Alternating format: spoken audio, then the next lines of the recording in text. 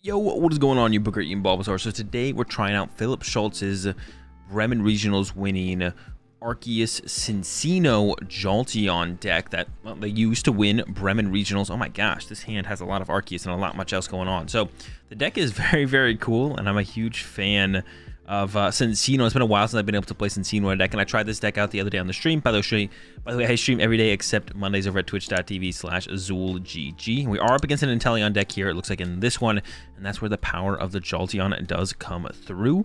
So we've got a mulligan to work with, and our top deck for turn. So we're hoping to find ourselves an EV or an out to the EV, a quick ball, level ball, whatever.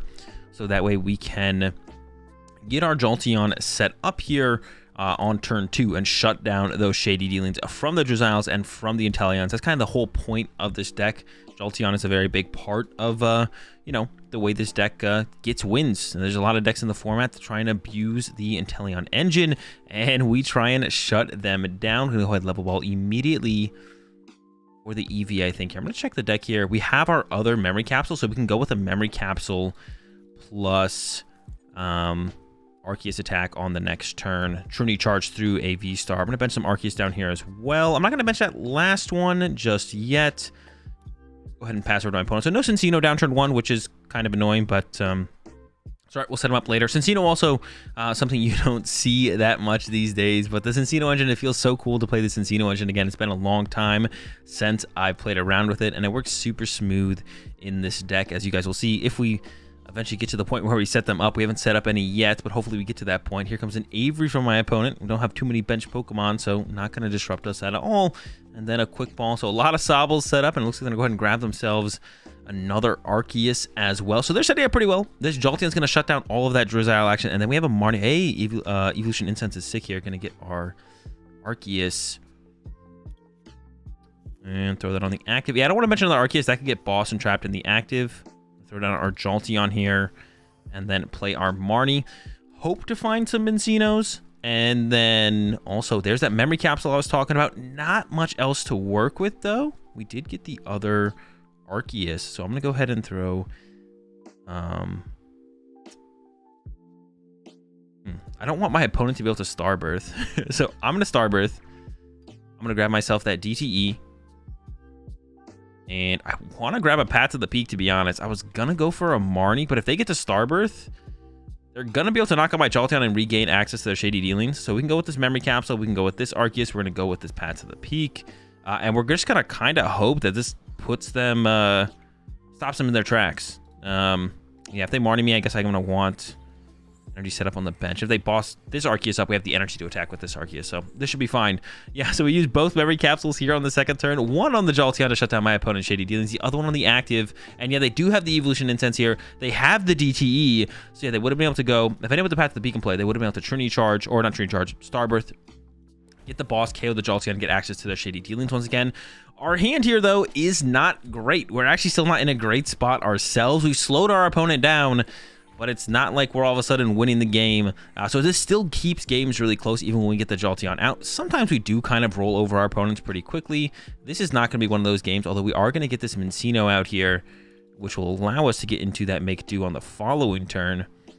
Go ahead and attach an energy, and then, Trinity Nova ourselves. But yeah, our opponent's actually even going to get the first 2 prize cards here. And now it's going to become a battle back and forth of who can kind of stay ahead in the prize trade after that, who will draw well enough. Like I said, we shut down my opponent's shady dealings. They already have the Charon's Care loop as well. Oh my gosh. Right, so this is going actually atrociously so far. Doesn't even need the dealings. Got out the turn 2 Arceus attacking. Has the Charon's Care. We have a follow-up Arceus ourselves, so we're not dead in the water, but I would definitely say my opponent has the advantage at this point.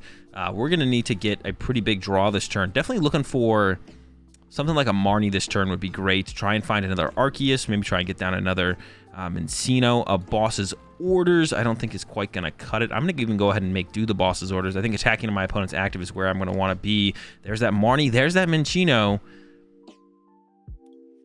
We are seeing some cards, and we get to Marnie this water energy back to the deck. Hopefully we can find an Arceus V here. We do. Okay, so things are going okay for us.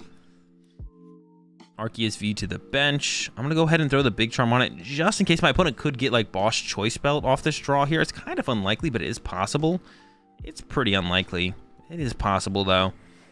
Go ahead and load up my bench Arceus there with the 1 water energy. So this one's a little ways from being able to attack. But now we do play a Melanie. We do play a Raihan, so it's not impossible to get it set up. But, I mean, we are a little ways away from making it happen. We'll see if that can do it. Here comes the boss. They have the boss on the Jolteon. Okay, that's not great, but this does put my opponent on odd prize cards. And we still have our Path to the Peak in play as well. So I don't know. We're not in a terrible spot here. I think I'm going to be looking for a Marnie again here to kind of disrupt my opponent. So I might like Palpad double Marnie into the deck. DTE for this one's pretty good. Yeah, I'm going to Palpad double Marnie and just kind of keep up the pressure of the Marnies. I need to see some new cards myself as well, so I wouldn't mind drawing into a Marnie here. There is that Marnie. Did draw into an Eevee, but we're out of memory capsules, so we can't even set up another Jolteon at this point. There's no water energy in the deck either, so I don't see a point in benching that Arceus. And go and Marnie my opponent, disrupt their hand again. We'll take the knockout on this active Arceus. We're going to keep digging through this deck, trying to find ourselves some Charon's Cares of our own. Go ahead and grab Cinccino.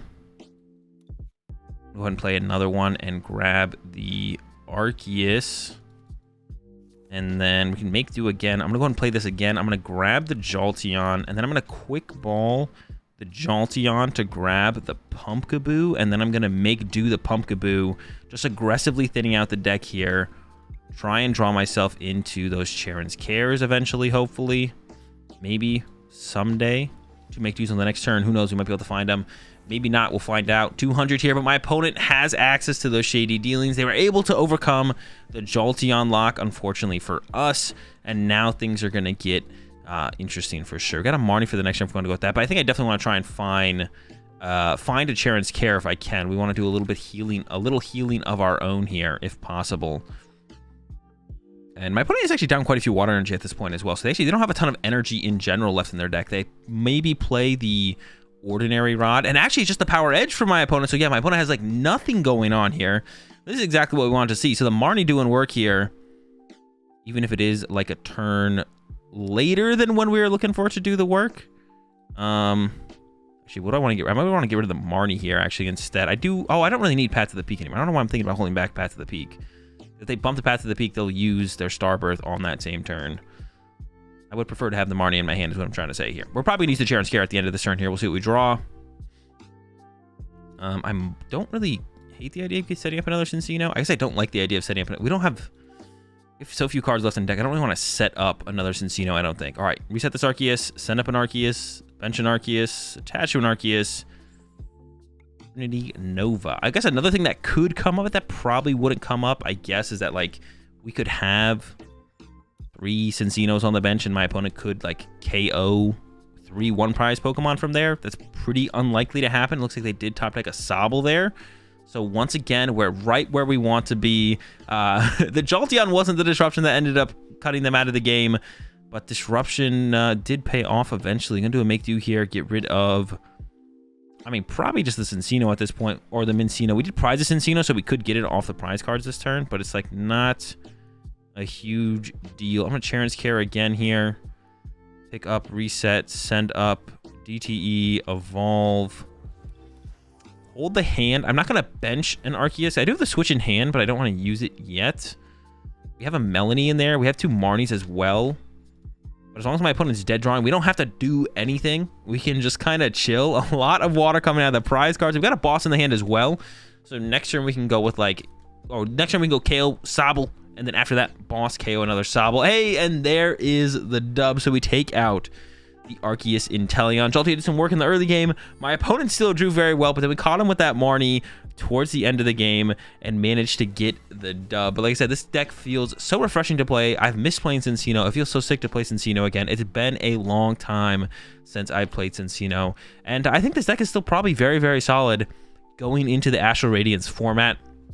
I know Philp won Bremen Regionals in the Brilliant Stars format, but not too much changes. Stuff like Palkia and Ice Rider get a little bit better, which are both decks that kind of can suffer when they go up against the hands of the Jolteon with the memory capsule. So it's still a ton of good matchups to be utilized in going into the Astral Radiance format. So I definitely recommend you guys check this out, or any decks kind of with the baby Jolteon in general, because I think a lot of those decks are really, really good right now, and I definitely recommend you guys try out those decks because they just seem really, really strong right now. And that's going to do it for this video. If you guys enjoyed it, as always, be sure to give a like, subscribe, hit the bell if you're new here, and I'll catch y'all in the next one.